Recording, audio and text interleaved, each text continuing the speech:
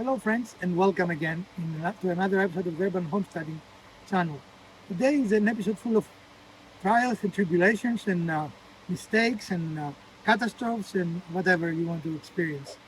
We started thinking this would be a simple project and we found out it wasn't.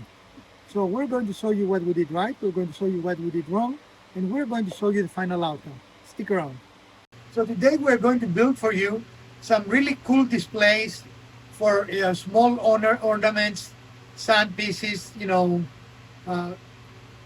crushed shells, seashells, or plants. I don't know how to call them, but here they are.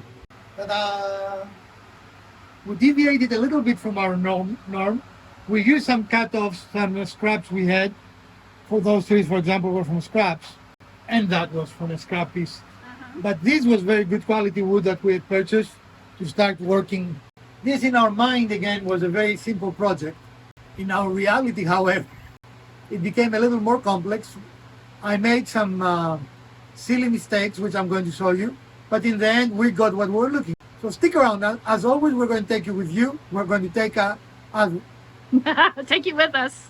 We're going to take you with us, so you will experience a fun evening in our homesteading.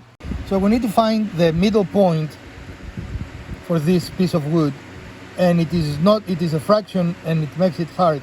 So a way to do it is go diagonally, find a full number, in this case is 5, right?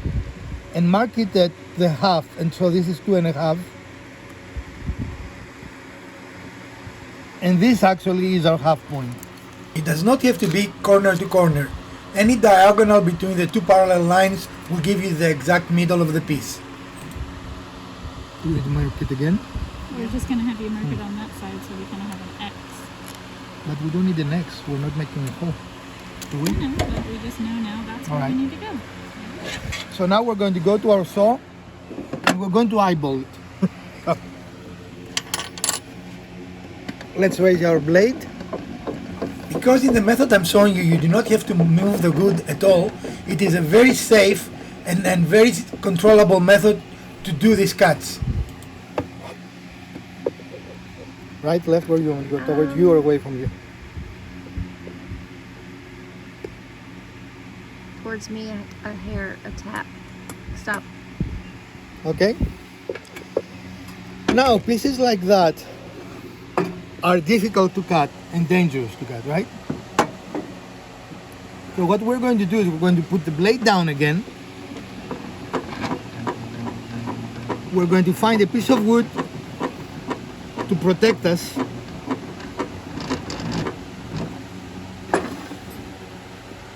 So we're going to hold this down with a piece of wood, and then we're going to slowly raise the blade. So this is our test, so we'll find out if it is sketchy. If it is sketchy, if something goes wrong, we have all agreed as a team, we're just moving away from the show, right? We don't try to save the piece. Yes, Miss Yep. Elpida? So here is the idea, guys. Elpida will hold this piece of wood down to hold our this scrap down to hold our piece. This is what we're trying to cut. So she shouldn't be in any danger because her head will never be close to the blade. So we added our third, fourth, fifth hand here. How many hands we want? To prevent the wood from moving this direction. It cannot go up, it cannot go right or left. Hopefully we're going to be successful. Yep.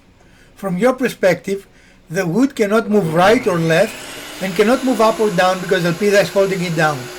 The blade is moving up towards the wood, and there is virtually no chance that this piece of wood will want to move either forward or backwards towards the camera or away from the camera, which makes this cut extremely safe. As you can see, this is very similar to cutting with a chop saw.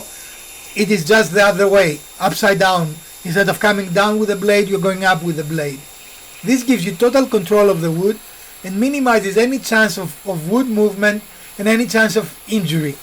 Of course, most saws, mine included, will not be able to go through the whole piece, and in that case we're going to have to stop, allow your blade to come to a full stop before you do anything else, and then reposition your piece, just flipping it over, and repeat the process going up so that you can make a full cut. Again, our goal here is to make two pieces out of this one piece. Keep in mind that because this piece is in total control there is no way that you really have to worry about guarding anything. Of course, there is always a danger using power tools, and there is nothing that you can do to make a power tool 100% safe. Use common sense and keep your hands away from the blades. But overall, the methods we show you here are among the safest ways to do something, but absolute safety does not exist. Okay, did any of you feel sketchy? No. Okay. No, it's really solid. Yeah, and this is something we haven't tried before, Pieces. but we have 2 pieces. And if we want to have the exactical dimension, Exactical. I guess we can do the same thing. Yeah. All right. So we started with a little longer than this piece of 4x4, and we have 2 blanks, 3 blanks. 3 blanks. 1, 2, 3. Tres. Tres. Tres el patio. No patio. Decio. All right, let's move on. There is an immense sense of satisfaction in taking a piece of wood, a piece of lumber that doesn't do anything but sits on your shop, and by using some small and rather common tools, transforming it into a useful article of display for your house or to give it for a gift. Here we show you a little bit of the transformation of the piece for an offcut of a 4x4 into something much more useful, and in the end you're going to see with a little bit of finish it looks absolutely fantastic, something that you will be proud to display in your home or give as a gift to a friend. So the fun part of, you start with this and you need to end with this in only 5 hours. 5 hours. I'm exaggerating, but it was much more complex than we anticipated. Right. Would that be fair? I think it would be fair. All right.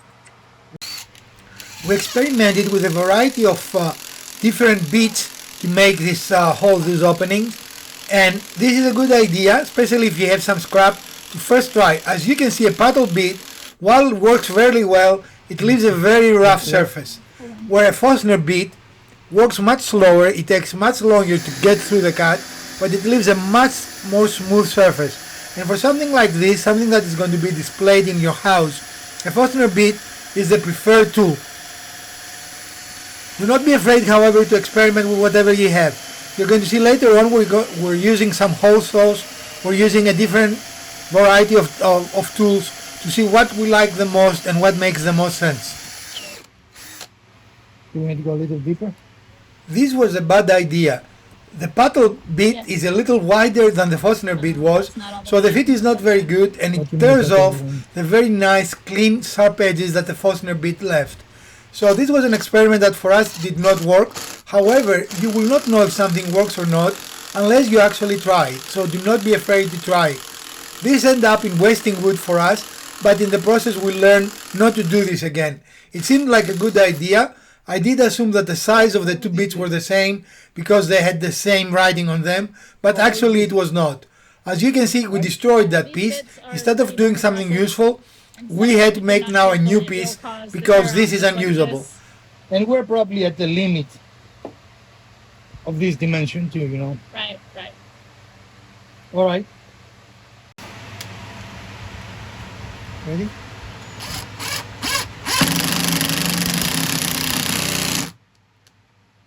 Okay, then. We need something here. Okay.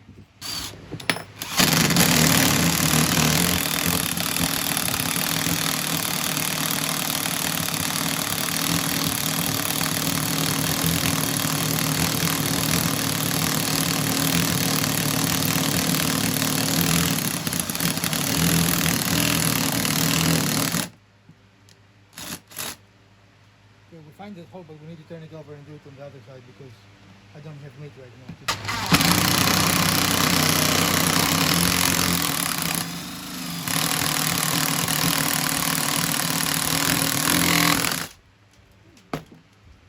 That was cool. That was not cool. This experience was almost painful. The Forstner bead was barely doing any work, was doing very little progress, and in the process it was overheating our motor on our drill press. I started thinking that maybe the press or the bead itself were the problem, and we're going to find out later the truth. Our Forstner bead is not quite sharp, It is old and has been used a lot and abused a lot. So we'll see if we replace it with a different bit. If we can go a little bit faster, because this is painfully slow, not smooth, right?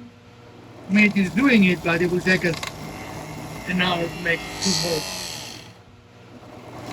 It's very slow.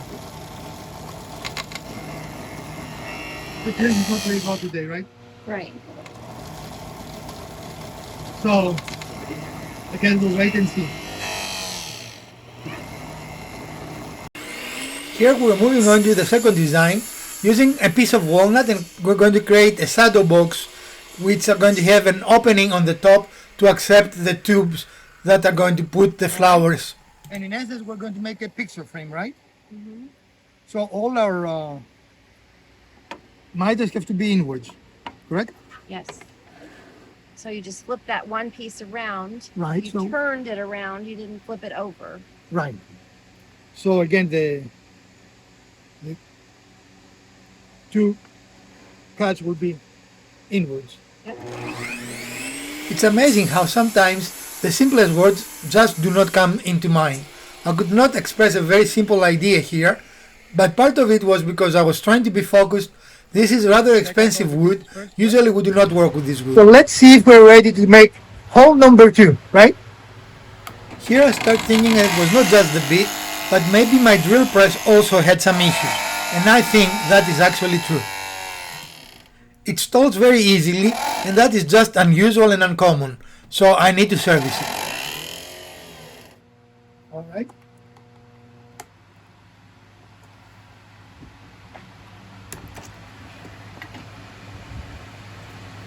Okay.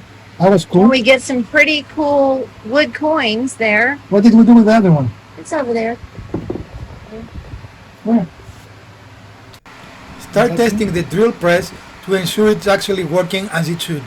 So I have some concern that maybe my drill press was not true, so we're testing it for true. And it apparently is true, it's not hitting our block. And Elpida, you're touching it, right?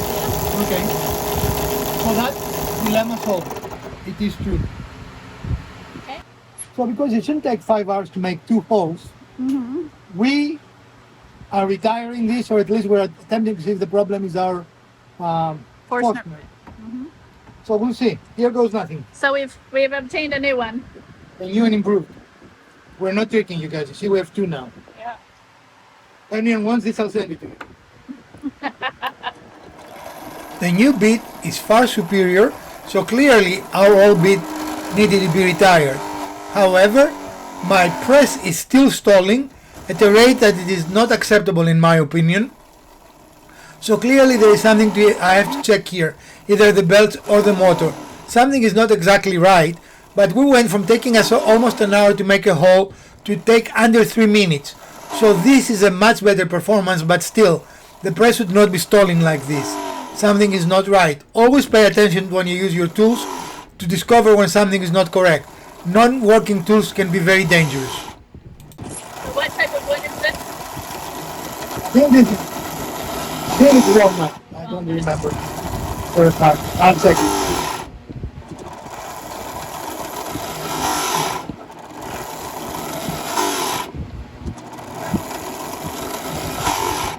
I need to take a video of my mustache.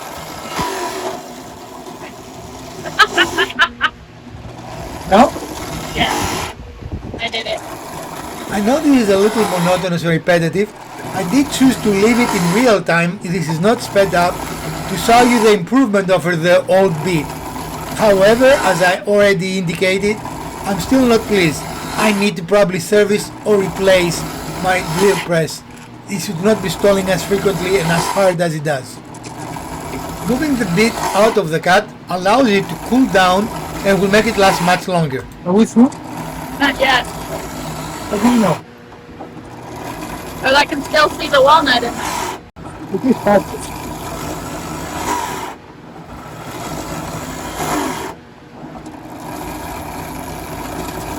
Is there any cover?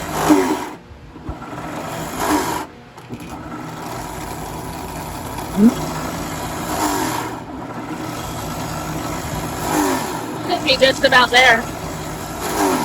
It is true in woodworking that some processes like this one, making holes, can be a rather repetitive and I would dare say boring process. However, this specific thing is rather satisfactory because the bit is an absolutely perfect hole. Very, very smooth. Very little processing is required. Yes, to be true. So it is faster. It is faster. It was It only about took an hour. it was about 3 minutes. Yeah, much faster, don't you think? So having sharp tools apparently makes a difference. Who would have thunk that in a wood shop? I know, right? Right. All right. So we are getting ready to tape this one together, and by tape I mean we're gluing, and we're using tape to help with those 45-degree seams. It is a much more efficient and faster clamping method. Take your time here. A good alignment will pay dividends in the end. If you do this part correct, then all your miters will be absolutely correctly and very tight. If you hurry this up, you might end up with corners that leave you less than proud. So if you think that you need to reposition and do something over, like Mrs. DIY doing here, go ahead and do that. So now we're going to apply just a little bit of glue in these seams. Again, only one side. Don't glue both sides. Too much glue is actually not a good thing. Not only will spill out of your joint, but also it might make the joint much more likely to slide because the glue has a very slippery characteristic. So only glue one side of the joint. You do not need to glue both sides. Then start folding the piece, something that I really enjoy doing and watching. And as you can see, our joints are coming together very nicely. All but one, but the one that is not coming out nicely is because of a cutting problem and has nothing to do with this technique you're seeing here. And you can see how the seam comes together. A little bit of squeeze out, that's good. It means it's a nice tight seam.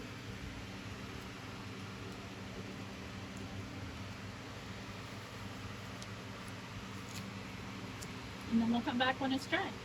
And once you're satisfied with your corners, the next step is to let glue dry. So we're going to make another box, this time using plywood because I like the look of the ply. And the only trick here is cut your plywood the width you want. And then you need to alternate your cut. Like this is a cut we have. So all we're going to do is turn it over, right? And make the last cut. And then we will have all the pieces required. That makes it the opposite angle. Yeah.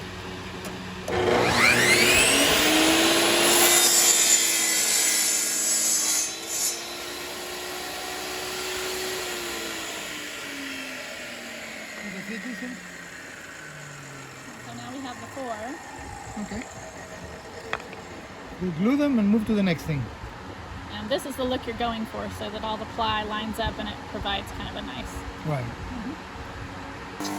Plywood is quite often harder to cut and drill through than normal wood because of the glues it contains. Every ply, of course, is lathered with glue, and when you hit that point, in fact you can feel it on the drill press, it becomes much harder and it tends to stall, even though mine clearly has another problem as well. But plywood is a fairly hard material to cut when you only have cut normal wood. I do like how you can see the rings in the plywood. That's pretty cool. So of course you can experiment with different types of wood, right? Yeah. As we do here. And I like more of the plant like here. Look at this cascade thing. With a little bit of an oil that will look really nice with it.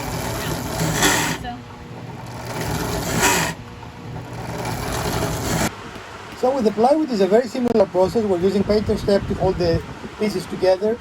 And the only difference is that this is actually a square, or the other one was a parallelogram, right? Parallelogram. But the process is the same, nothing changes really. We're looking forward to this. This is the first time we've you find the folding process satisfactory for some reason. Kind of a neat thing, right? Yeah.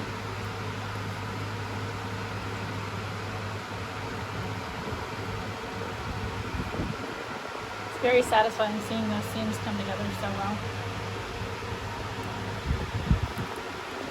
Now being plywood, be prepared to maybe discard one or two pieces. We had to because whenever the cuts fall sometimes we have imperfections. It could be a void, which you might want to keep or not. It can be a knot, right? There are things that you might want to adjust for. But other than that, it's a very, very good fit.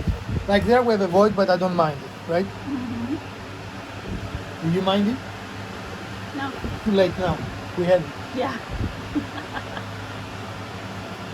Now, once again, we're gonna let glue dry. Another reason why you want to lift the drill, the Forstner bit, out of the cut is to allow it to evacuate savings from the cut. If the savings are compressed, they make the cut much harder, much slower, and they tend to overheat the bit. The biggest way that you can damage one of those Forstner bits is to actually overheat it. So taking breaks, lifting it off the hole, and let the savings clear will keep your bit fast, much sharper, much longer. We didn't mark how much down we're going to do.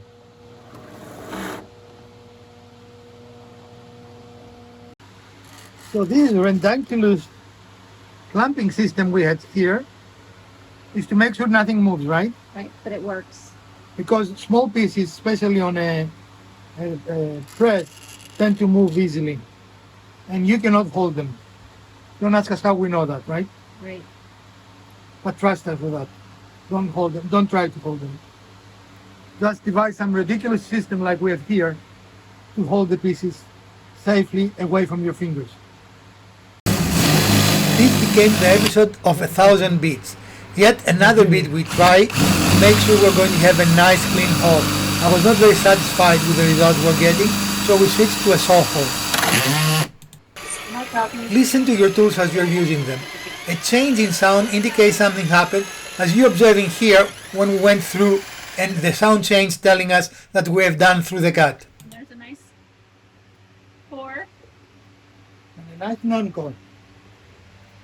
That's what we're going for, right? All right. Take it off.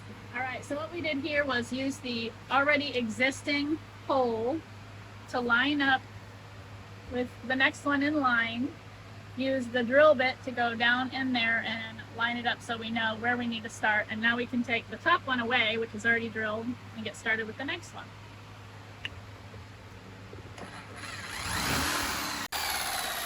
I think this is a very interesting perspective.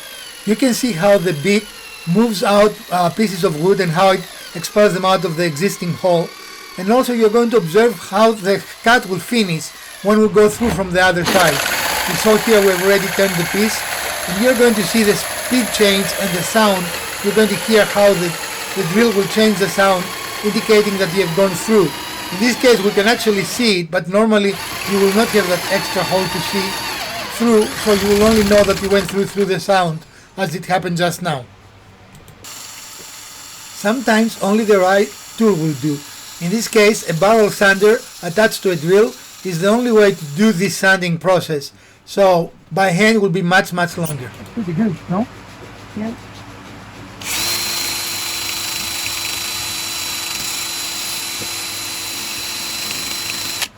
Do you want to do that?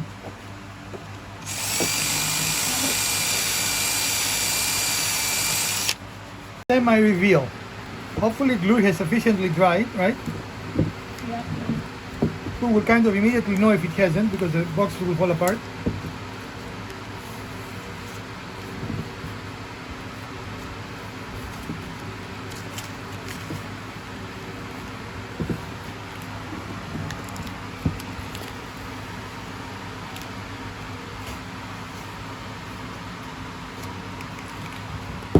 Very nice. Excellent. I do like this a lot. Okay. And next is finishing.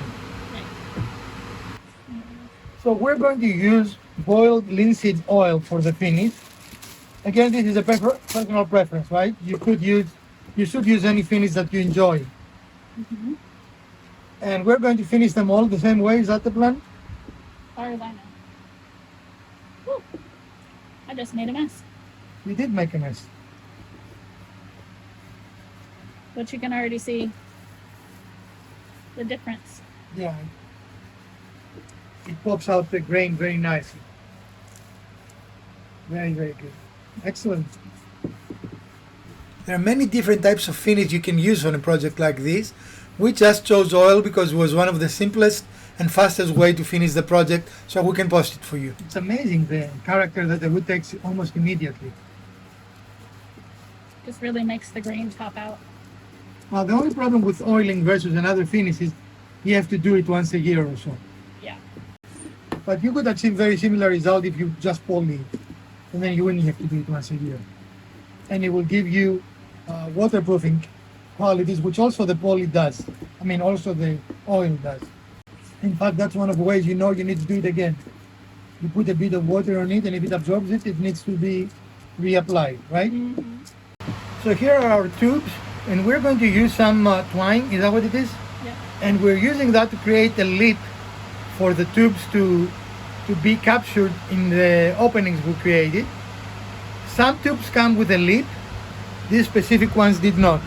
So you have to create your own lip. In a couple of our designs, you don't need it because the tube goes all the way to the bottom, right? Mm-hmm. But if you need a lip, not a big deal.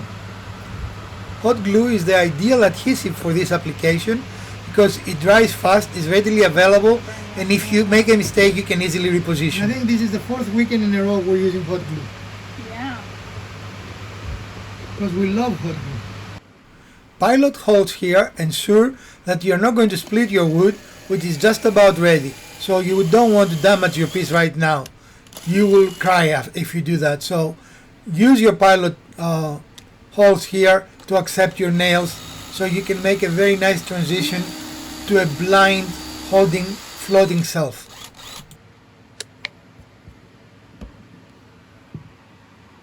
So we're going to try and make them floating shelvings.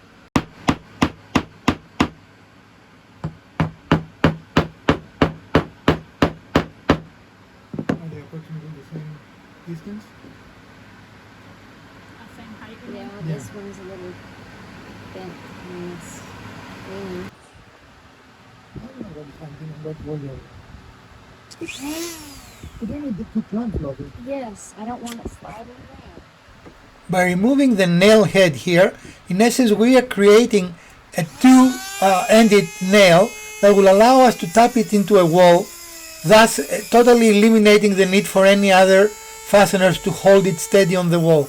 This will not hold a lot of weight. This is a very safe way to do it. Even with a glass full of water, the 4 little vials will not have enough weight to even move it from the wall. This is a neat way to do it. The idea here is we're going to make them looking like floating shelves, and these are going to just be pushed into the wall, in the drywall, with a soft mallet. And those are very light, even with water in it. That is sufficient strength for your wall. Excellent. In the process of today's project, we generated some very intriguing offcuts. We do not know if we'll find anything to do with them, maybe with a little bit of processing, right? Yeah. But nevertheless, they're quite interesting. And there was a little bit of drama. Ta-da! It exploded. It exploded spectacularly, and I don't think we caught it on camera. I don't think we did. But trust us, it was fun. Yep. And after we changed our pants, we continue working. Now those things happen, that's why you need to have extra, right? Yeah. So friends, this is our project for today. And it is really for all 3 of us. I like this the most, right? Mrs. DIY likes this. And is it that as well? Which, and Elpida like those 3? Uh-huh. That's it? I like the one over here too. Okay. We can make more. Because that's what we need. More of this. Cost, it was not very expensive. Now this wood was about $20. We didn't use all of the wood we bought for $20, but you don't have to do this project with expensive wood, right? And I bought the test tubes, which were like, I want to say $16, but it was a pack of 50, and obviously we did not use 50. Right. So even if you build it from scratch, this will be a $20, $25 project in the range we usually make DIY display projects. What did we learn? We learned we need a really sharp Forstner bit. Sharp tools work better. Yeah. Who would you find? Make sure you get it in the middle. And like we learned the last 2 weekends, and apparently we cannot learn this lesson, plan for longer time than you think something will take you. Oh, I thought you were going to say hot glue is hot. No, hot glue is hot. We knew that. We just want to make sure that we repeat the lesson to Yeah. make it really ours, right? Our Yeah. knowledge base. Well, friends, here is most of our finished ones, the ones that go on display on tables. And in a moment, we're going to show you the one that is on the wall. As you can see, this is very nice, minimalistic, and can complement virtually any decor. We are very pleased with the way it came out. It's very easy to install, and it works very well, just the way we thought. That is a floating shelf. It is flush to the wall. There are no attachments that you can see. And we show you how easy it is to make something like that. Now, mind you, don't do that method for books. You can do something similar, but you have to use something more substantial, like rebar, and go into studs, right? But for this weight, this is fine. Well, folks, this is our wonderful episode for today. This is ended exactly the way we were hoping it, but there were some tribulations and some things we did wrong during this build, which shows that even a very simple build, these are very simple builds, at least in our minds they were when we started, right? But even in a very simple build, you can have issues. I love how the plywood looks. I want to do more plywood projects in the future. I just love that. What do you guys think? I think it's nice. It adds some texture. And definitely for this project, I think it gives it a little bit of something, since it's just a box with a plant in it, but that gives it some nice color and texture. And I think we're pushing the limits with what you can do with 4x4s. We've built a lot of different things from 4x4s, right? In fact, even this sign is from a 4x4, right? Yeah. So we are pushing the limits, but we're getting there, and we are happy. So if you like this episode, let us know by giving us a thumbs up. If you don't, let us know by hitting the other button twice. Share, like, subscribe. If you want to see more of this type of episodes, give us a comment. If you want to say anything about the episode, give us a comment. From Professor DIY, Mrs. DIY, and Elpida, let's build something together.